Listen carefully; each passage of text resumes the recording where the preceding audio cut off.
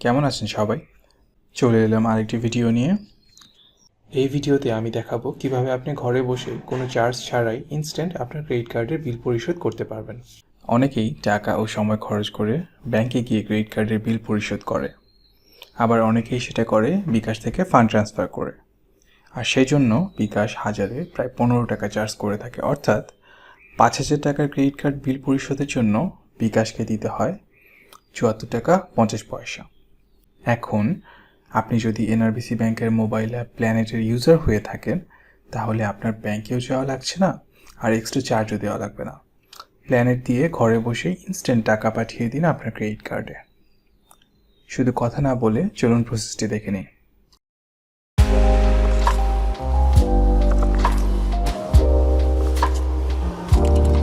প্রথমেই আপনাকে দেখিয়ে নিচ্ছি আমার ইবিএল ভিসা ক্রেডিট কার্ডের বর্তমানে আউটস্ট্যান্ডিং বা বকেয়া কত আছে।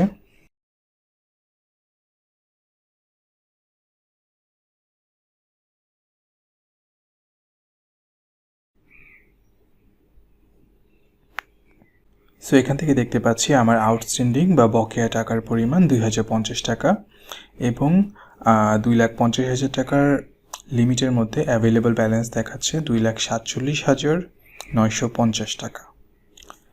সো আমরা এখন 2,050 টাকা এনআরবিসি ব্যাংক প্ল্যানেট অ্যাপস থেকে ইবিএল এর কার্ডে সরাসরি ট্রান্সফার করব।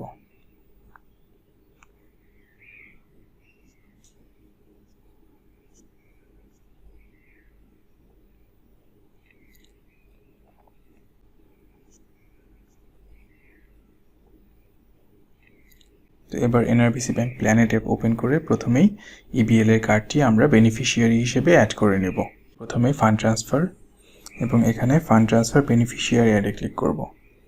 এখানে অপশনগুলোর মধ্যে থেকে কার্ড ট্রান্সফার সিলেক্ট করব এবং এখানে কার্ড নাম্বারটি দিয়ে দিতে হবে।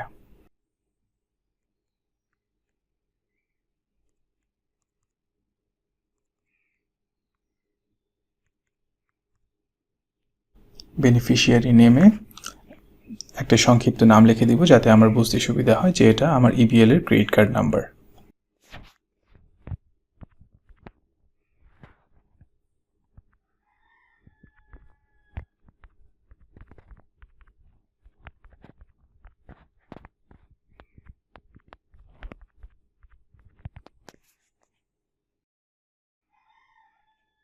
এবার আমার ইমেইলে একটি ওটিপি যাবে, ওটিপিটা দিয়ে দিলে আমার ইবিএল এর কার্ডটি বেনিফিশিয়ারি হিসেবে অ্যাড হয়ে যাবে।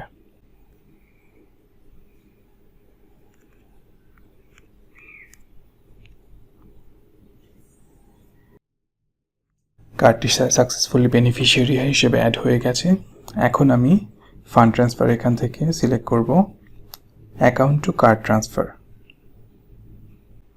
ফ্রম অ্যাকাউন্ট নাম্বার থেকে কোন অ্যাকাউন্ট থেকে টাকাটা কাটবে সেই অ্যাকাউন্টে সিলেক্ট করে দিচ্ছি এবং কোন কার্ডে টাকাটা যাবে সেই কার্ডটি সিলেক্ট করে দিচ্ছি। অ্যামাউন্টটা হবে ইবিএল এর কার্ডের আউটস্ট্যান্ডিং অ্যামাউন্ট। ন্যারেশনে কিছু একটা লিখে দিচ্ছি।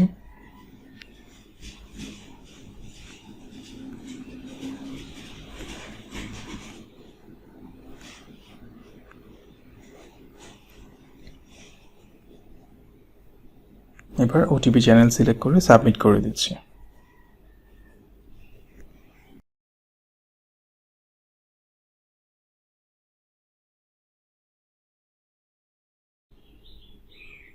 ওকে, এখানে দেখাচ্ছে সাকসেসফুলি আমার টাকাটা ট্রান্সফার হয়ে গেছে। এবার এনআরবিসি ব্যাংকের স্টেটমেন্টটা চেক করে দেখব যে এক্সাক্ট সেম অ্যামাউন্টই ট্রান্সফার হয়েছে নাকি এক্সট্রা কোনো চার্জ কেটেছে।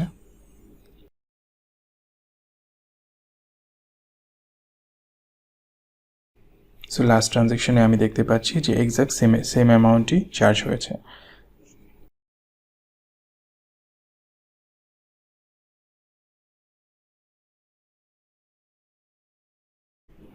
সো আবার চলে এলাম ইবিএল স্কাই ব্যাংকিং অ্যাপে। এখান থেকে আমি চেক করব যে আমার ক্রেডিট কার্ডে টাকাটা এসেছে কি না। তো চলুন দেখে নিই।